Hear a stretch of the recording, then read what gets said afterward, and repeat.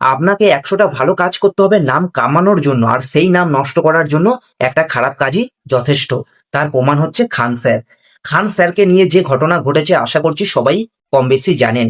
একদিন আগে যে মানুষটাকে সবাই খান স্যার বলে ডাকতো, আজ সেই মানুষটাকে সবাই ফাইজাল খান বলে ডাকছে।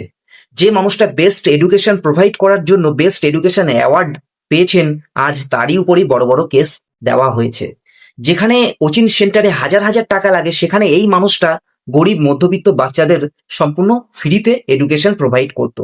যেসব হাসপাতালে ট্রিটমেন্ট করার জন্য লক্ষ লক্ষ টাকা লাগতো, সেখানে তার হাসপাতালে সেই সব ট্রিটমেন্ট অনেক কম পয়সায় পাওয়া যেত। যে টিচার ইউটিউবার দেশের জন্য কাজ করেছেন, গরিব মধ্যবিত্ত স্টুডেন্টদের জন্য কাজ করেছেন, তিনি হচ্ছেন খান স্যার।